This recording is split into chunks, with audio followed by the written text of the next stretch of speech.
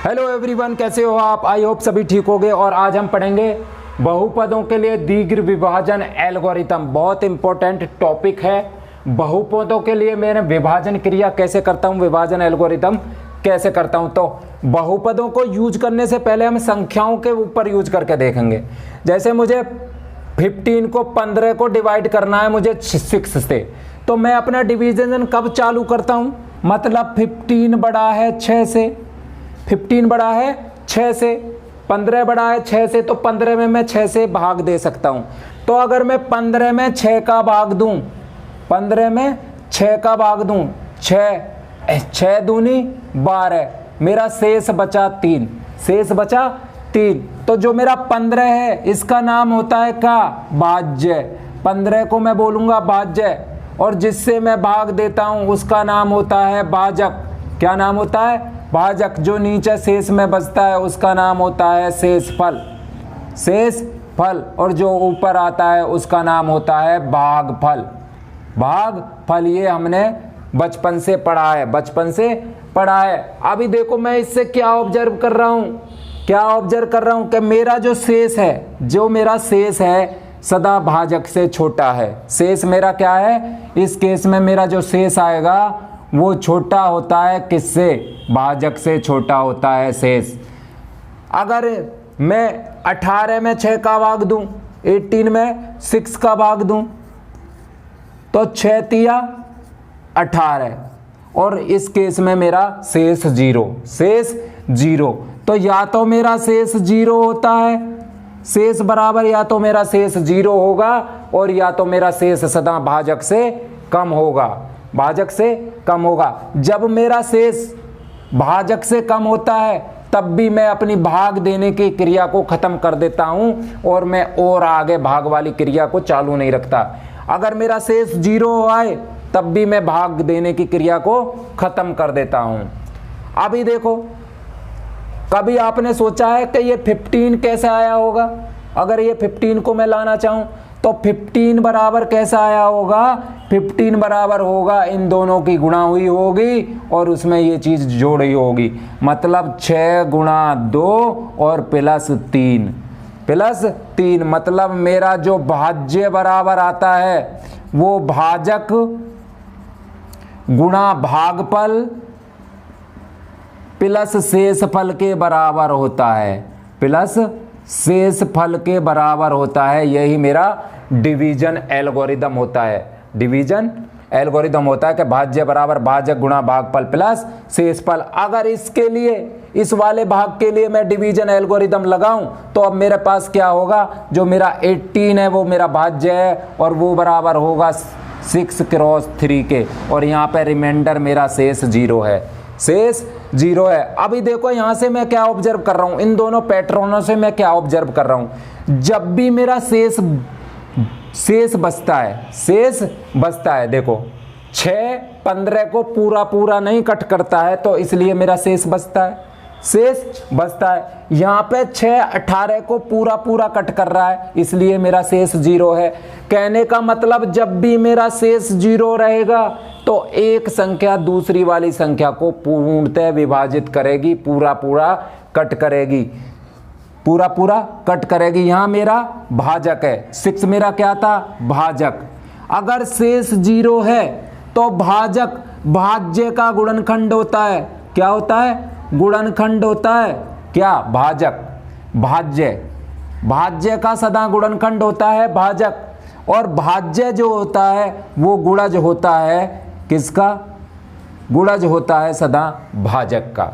मेरा भागफल भी गुणनखंड होता है, मेरा भागफल भी गुणनखंड होता है भाज्य का, क्योंकि देखो 3 भी 18 को पूरा कट करता है, शेष 0, और 6 भी 18 को पूरा कट करता है, शेष 0। मतलब यदि एक संख्या दूसरी संख्या से पूरा विभाजित हो जाए तो पहली संख्या दूसरी का गुणनखंड तथा दूसरी संख्या पहली का गुणज कहलाती है, पहली का गुणज कहलाती है। तो देखो मैंने 18 में भाग दिया था 6 का, तो मेरा शेष आया था 0। जब भी मेरा शेष 0 होगा, शेष 0 होगा, जो मेरा भाजक होता है जिससे मैं भाग देता हूं वो होता है सदा गुणनखंड। क्या होता है? गुणनखंड होता है। और जिसमें मैं भाग देता हूँ, जो मेरा भाज्य होता है वो होता है सदा क्या होता है, गुणज। भाज्य क्या होता है, गुणज होता है। भैया 6 मेरा गुणनखंड है 18 का, और 18 भाज्य 18 मेरा गुणज है 6 का। तो अब ये विभाजन एल्गोरिदम हम क्या है, बहुपदों के लिए लागू करके देखेंगे। हमने देखा कि मेरा भाज्य बराबर होता है भाजक गुणा भागफल प्लस शेषफल के लिए। तो अब हम बहुपदों के लिए ये चीज डिवीजन एल्गोरिदम लागू करेंगे। तो माना px तथा gx चर x में दो बहुपद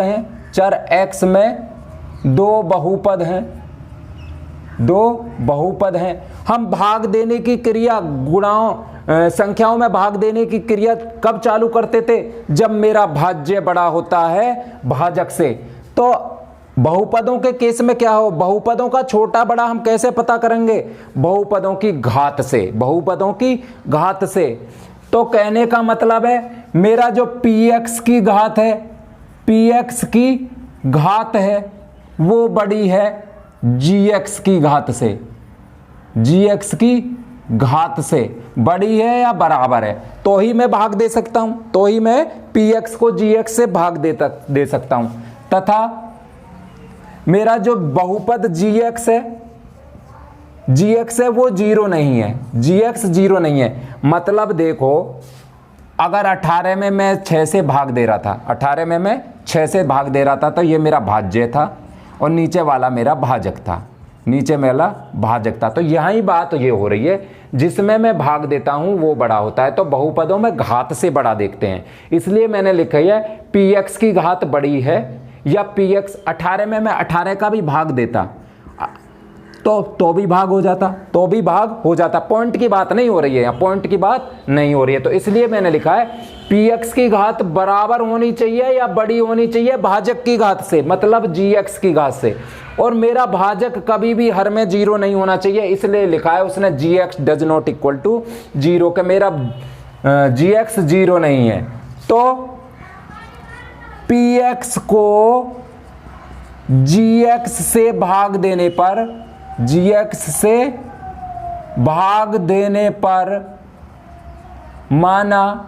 माना मेरा भागफल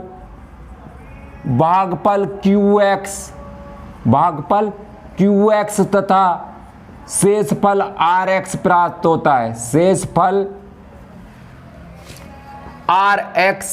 प्राप्त होता है, प्राप्त होता है। तो अब देखो भाई, मुझे भाग देना है px को और मुझे भाग देना है gx से। जब भाग की क्रिया मैं जब ही शुरू कर सकता हूं जब px की घात या तो gx के बराबर या gx से बड़ी होनी चाहिए, और मेरा gx मतलब मेरा भाजक कभी जीरो नहीं होना चाहिए। अगले में क्या कर रहा है, जब px को gs से भाग दिया तो भागफल आया qx और माना मेरा शेषफल बचा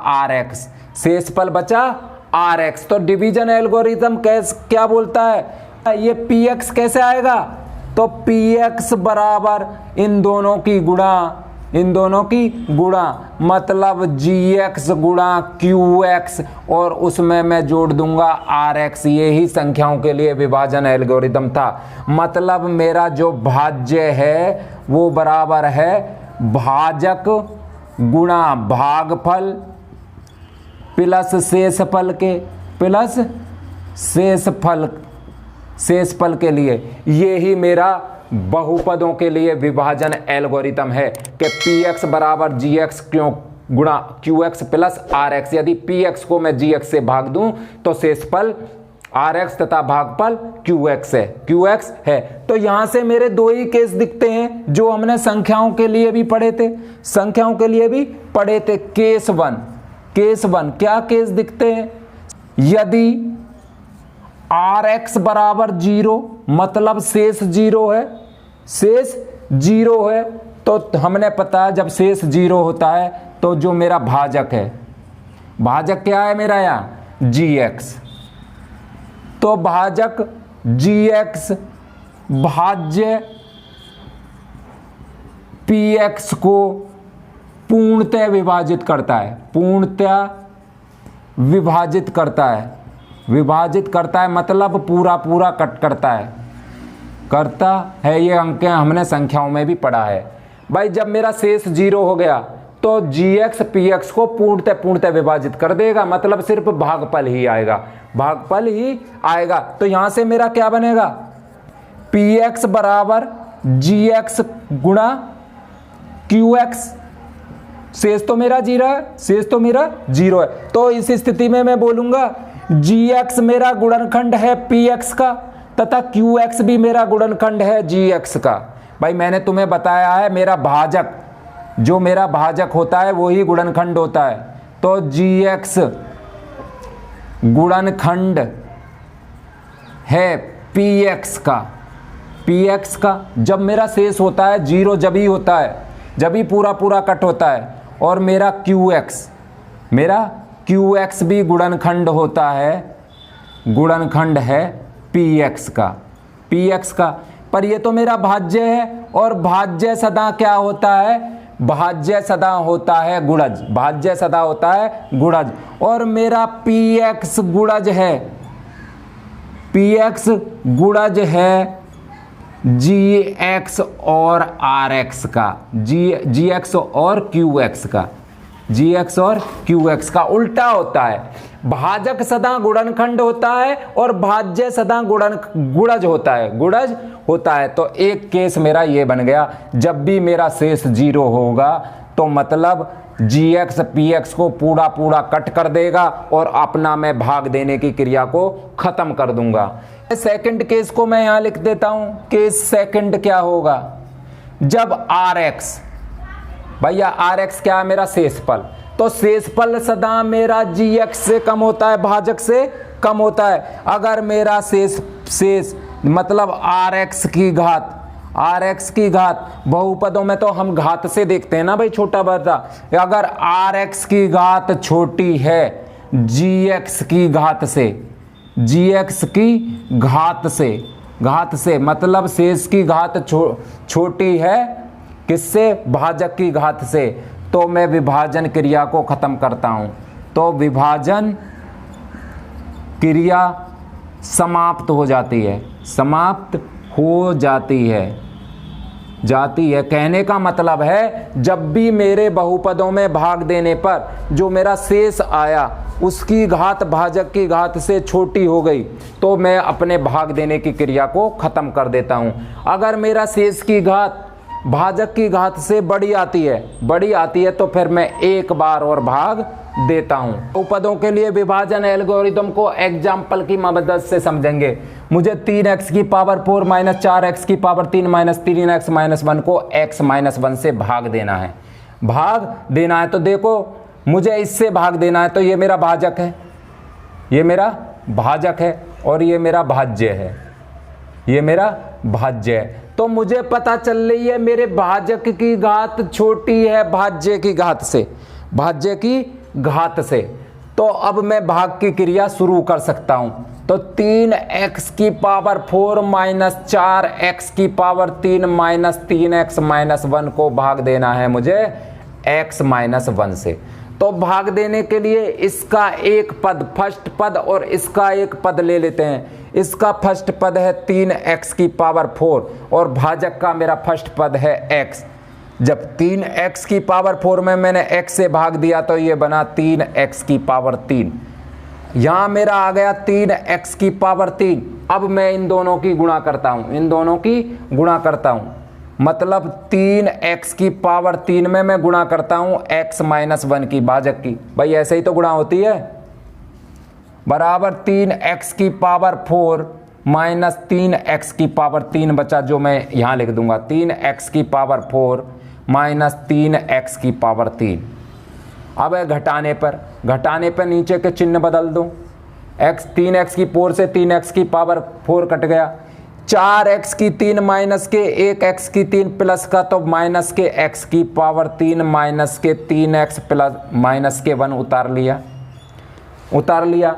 अब भी देखो जो ये मेरा शेष होता, यहाँ पे घात भाजक से बड़ी है, x की पावर 3 बड़ी है x से, तो अभी मैं भाग और करूँगा, भाग की क्रिया और करनी पड़ेगी मुझे। तो माइनस x की पावर 3 में फिर इसका एक पद, फिर इसका एक पद ले लो, तो यहाँ बचा माइनस के एक्स स्क्वायर। अब यहाँ लिख दो माइनस के एक्स स्क्वायर।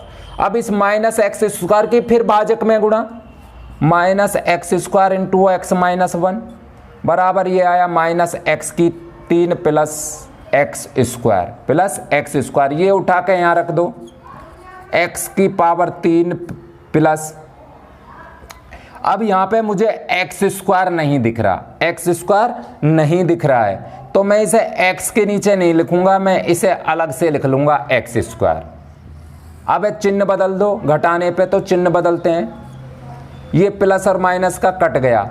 अभी देखो घातों को घटते क्रम में ही लिखना है, पहले मैं एक्स स्क्वायर लूंगा, फिर 3x लूंगा, फिर 1 लूंगा, तो मेरा माइनस के एक्स स्क्वायर है माइनस का, फिर है मेरा 3x और फिर है मेरा माइनस के 1। अब भी देखो यहाँ जो शेष में अगर मैं ये शेष बचता है तो ये यहाँ पे घात अब भी भाजक से बड़ी है, मतलब मैं अब भी भाग की क्रिया को चालू रखूंगा। अब मेरे पास एक्स स्क्वायर को इसका फिर एक पद और इसका फिर एक पद ले लो, भाजक का फिर एक पद ले लो, इस बार गया माइनस के एक्स बार, और इस माइनस एक्स की फिर भाजक में गुणा कर दो, एक्स माइनस 1 बराबर minus x square plus x, तो ये हो गया माइनस एक्स स्क्वायर प्लस के एक्स। फिर घटाने पे चिन्ह बदल दो, प्लस माइनस कट गया, 3 और 1 4 माइनस के 4x माइनस के 1।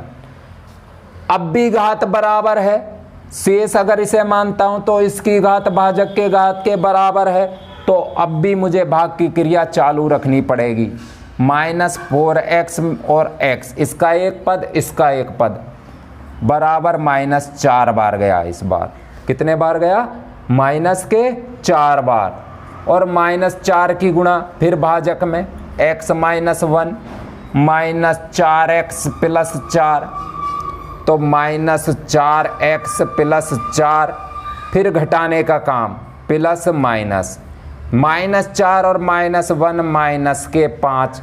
अब देखो यहाँ पे घात 0 हो गई, x है ही नहीं, x की घात 0 और भाजक की घात 1।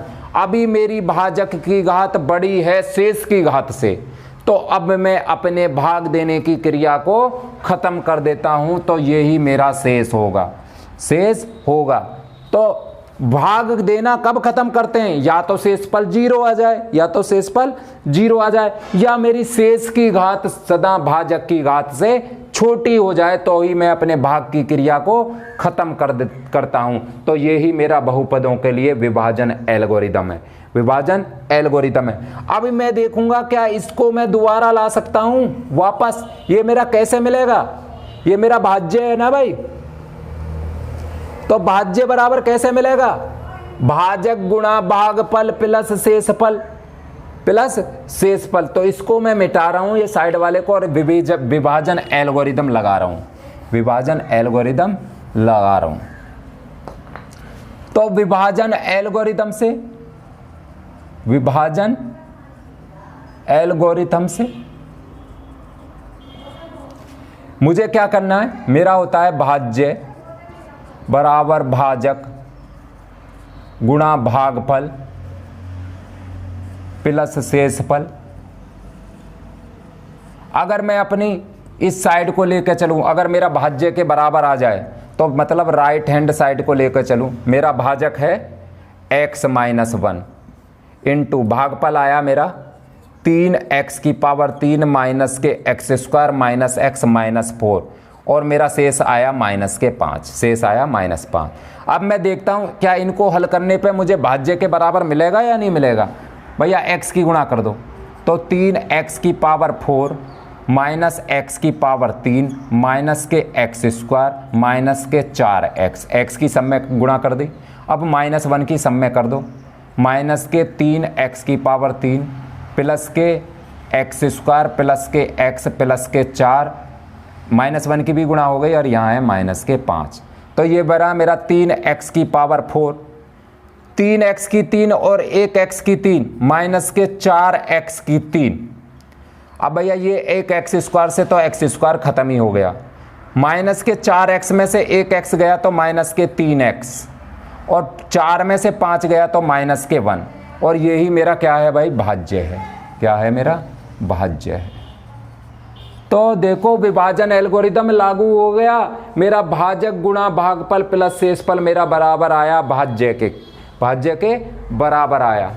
अभी देखो क्या कोई ऐसा मेथड है या कोई ऐसा तरीका है जिससे मुझे ये पूरा भाग लॉन्ग डिवीजन भाग की क्रिया, बड़ी भाग की क्रिया ना करनी पड़े और मैं अपना शेष डायरेक्ट निकाल सकूं, शेष डायरेक्ट निकाल सकूं।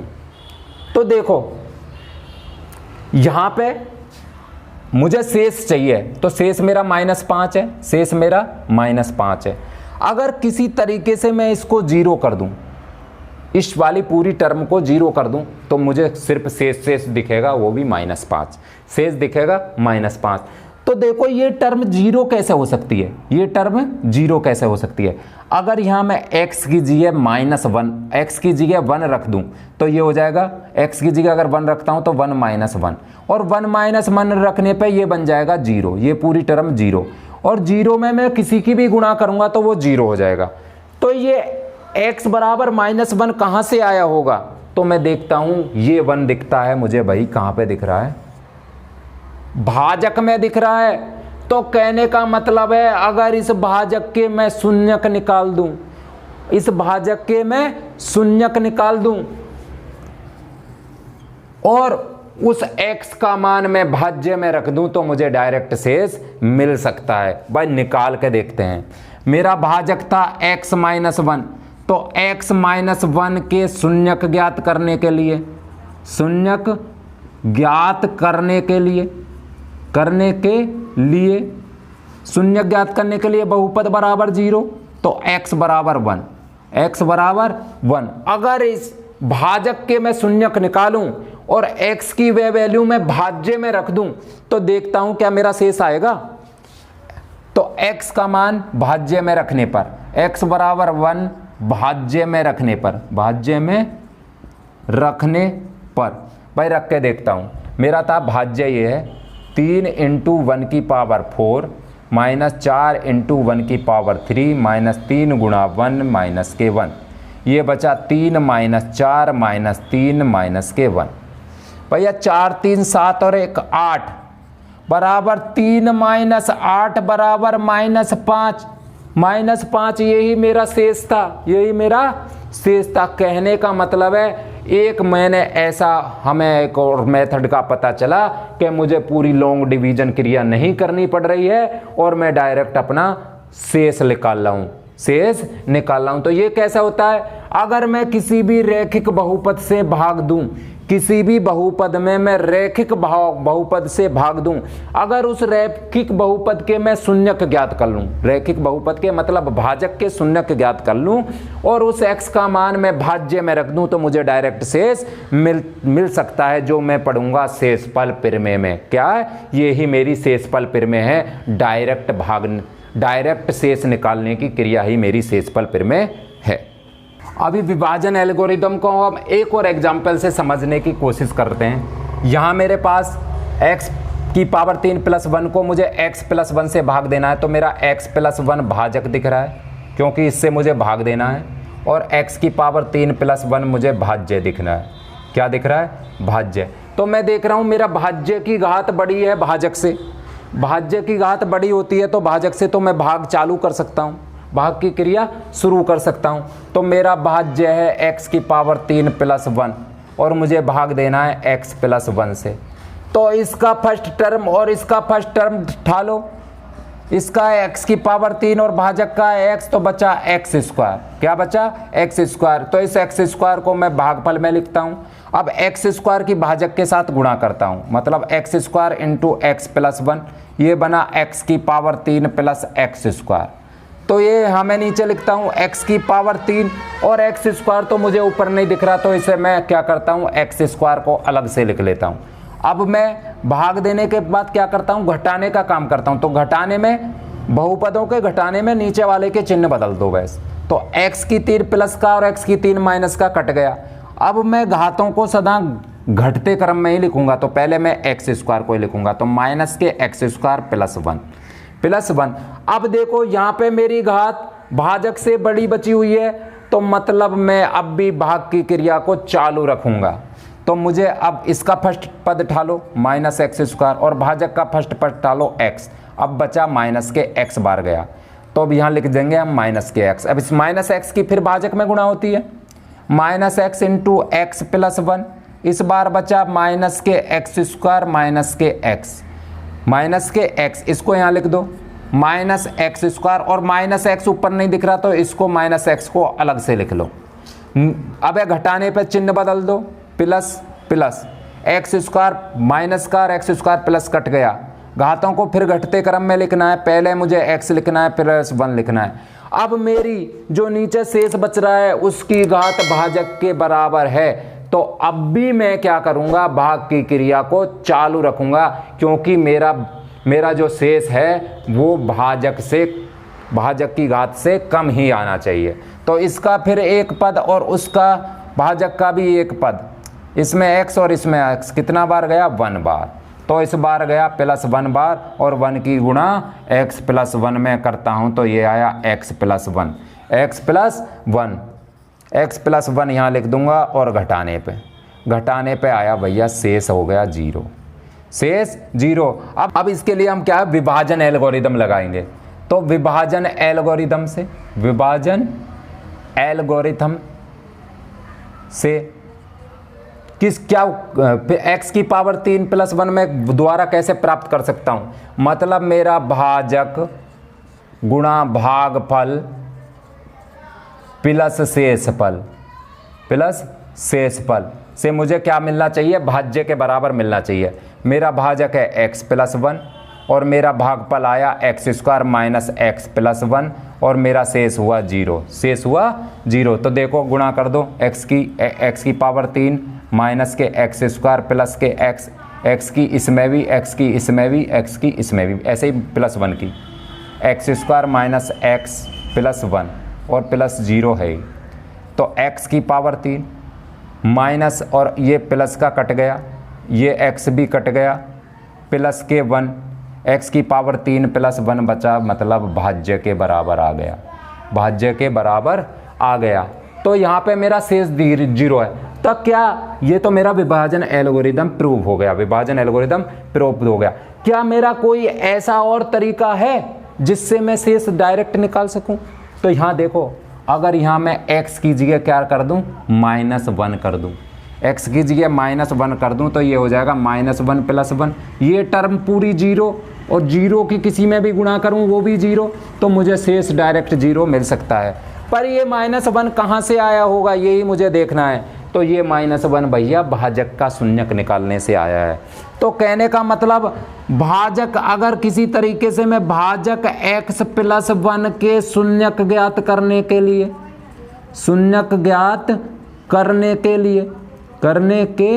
लिए x प्लस 1 बराबर 0, मतलब भाजक बराबर 0 और x बराबर -1, यहाँ से x बराबर -1, अगर इस x बराबर -1 को मैं भाज्य में रख दूं, किसमें, इस भाज्य में रख दूं, तो मुझे डायरेक्ट शेष मिल सकता है। x बराबर -1 भाज्य में रखने पर ये हो गया -1 की पावर 3 प्लस 1, -1 की 3 -1 प्लस 1 बराबर 0, यही मेरा शेष था। अभी देखो मैंने भाग नहीं किया है, लॉन्ग डिवीजन मेथड नहीं अपनाया है और मुझे डायरेक्ट शेष मिल गया, यही मेरी शेषफल प्रमेय है, जो मेरा नेक्स्ट टॉपिक है, शेषफल प्रमेय कुछ नहीं है, अगर किसी बहुपद को रैखिक बहुपद से भाग दिया जाए तो मैं डायरेक्ट शेष निकाल सकता हूं,